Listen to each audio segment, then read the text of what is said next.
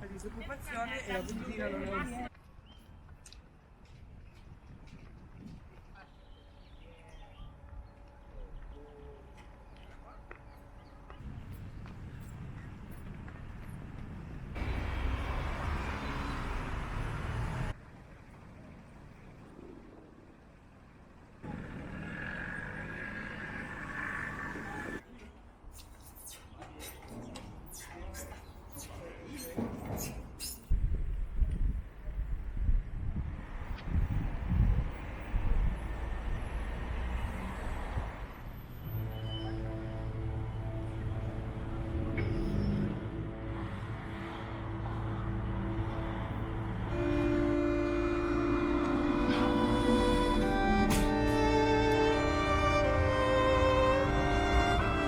Premier soir à Montréal.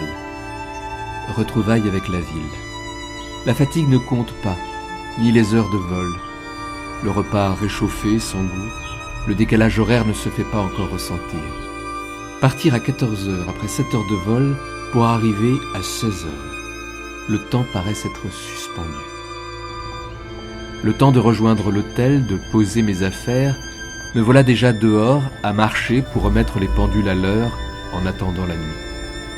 Juste à la joie d'être à nouveau dans cette ville, d'en arpenter certains quartiers que je connais par cœur, de découvrir également ce qui a changé depuis ma dernière visite, comme je peux le faire à Paris, dans des endroits où je retourne de loin en loin, afin de mesurer les changements en cours, m'apercevoir qu'un commerce a fermé depuis mon dernier passage, qu'un immeuble a été détruit, un terrain vague ouvre une trouée à sa place, une perspective inédite, un chantier à venir. Mais le plus souvent, c'est le contraire. Un immeuble a été construit pour combler le vide, effacer au plus vite la dent creuse, et l'endroit change brusquement dans mon souvenir. Vérifier ce qui a changé pour comprendre ce qui persiste en soi, malgré soi.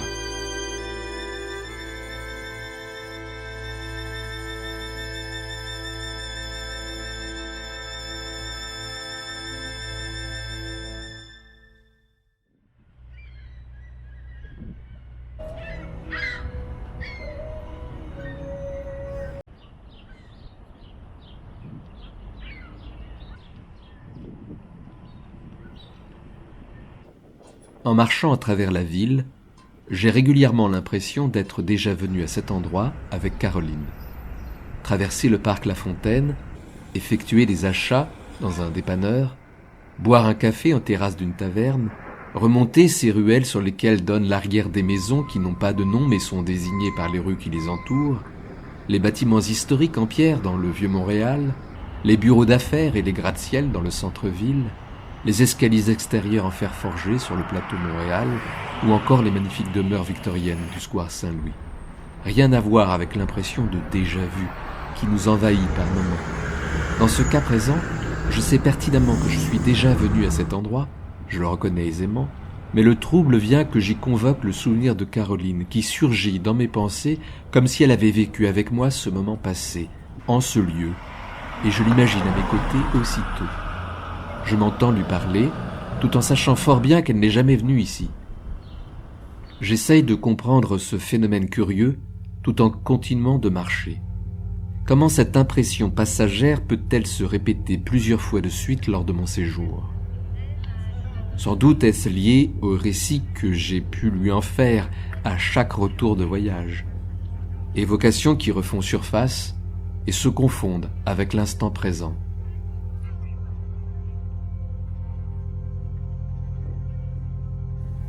Les tombes nous tournent le dos. L'herbe blanche irradie de lumière. Le sol est une mousse sous nos pas. On sent l'humidité sous le tapis. Quelques tas de neige épars. Les racines des arbres en écho tissent leurs toiles d'araignée, dans l'ombre de leurs branches nues. Au loin, le bruit du souffleur qui regroupe les feuilles mortes éparpillées en tas sur le bas-côté. Ici, le printemps ne dure qu'une semaine.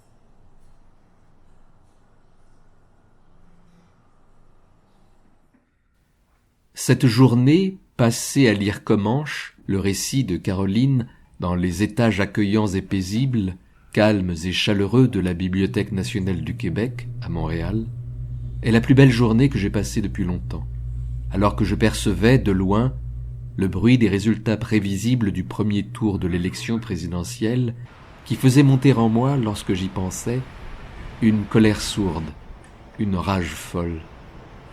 Je me suis concentré sur la lecture de son texte, la recherche d'un père, entre enquête et quête émouvante, avec justesse et pudeur, figure paternelle qui nous apparaît dans la force de ce que seuls la mémoire et l'amour sont capables de réveiller en nous, de raviver, à travers le temps et derrière tous les silences. Ces mots s'imposent et nous envahissent, nous submergent.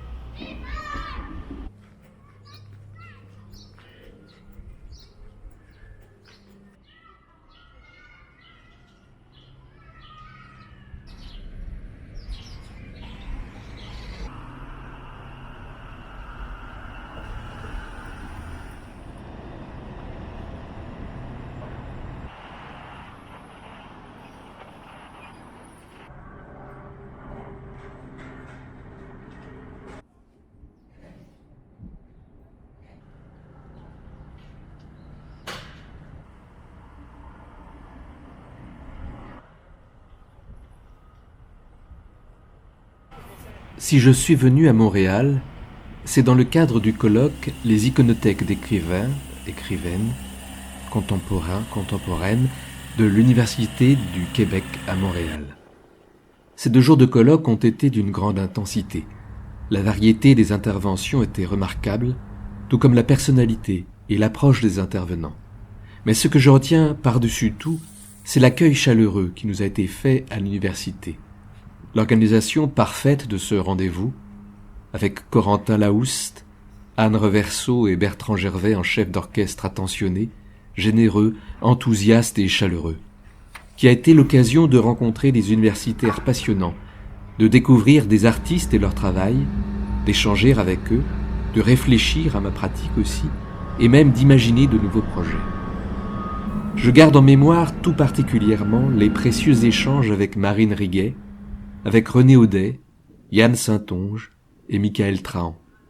Sans oublier nos discussions amicales avec Valérie Cordy et Valérie Cavallo, au restaurant comme à l'hôtel où nous logions tous les 3. La dernière fois que j'étais venu à Montréal, j'avais retrouvé totalement par hasard, dans la salle d'échange de la station Berry-UQAM, au beau milieu de la foule, le frère d'Anne qui habite Montréal. Cette fois-ci, lors de la soirée micro ouvert qui a été organisée à la fin du colloque, quelle surprise de reconnaître dans l'assemblée Gwen Catala, que je n'avais pas vue depuis plus de 8 ans, en compagnie d'Emmanuel Lesquet. En rentrant de Montréal, l'étonnement de découvrir que Flore, l'une des filles de Valérie Cavallo, dont nous avions parlé tous les 2 en évoquant nos enfants, se trouve être l'une des meilleures amies d'Alice, ma fille aînée.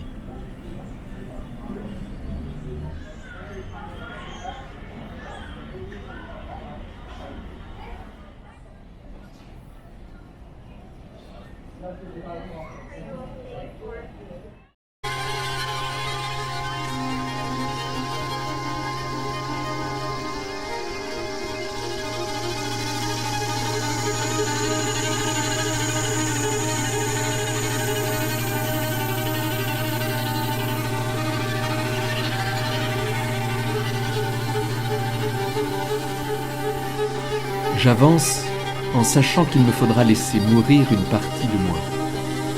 Que ce meurtre, inlassablement répété, est au cœur d'un pacte secret, d'une errance dont le timbre encore inconnu sera celui de ma voix. Je reviens à une basse fréquence, me fonds au cri des mouettes, aux branches qui se heurtent les unes aux autres.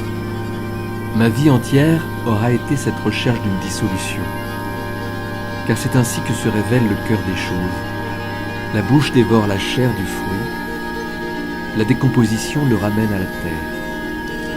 C'est ainsi qu'apparaît le noyau. Rien du tout, d'Olivier Tapiero, paru aux éditions Mémoire d'Ancreil en 2020.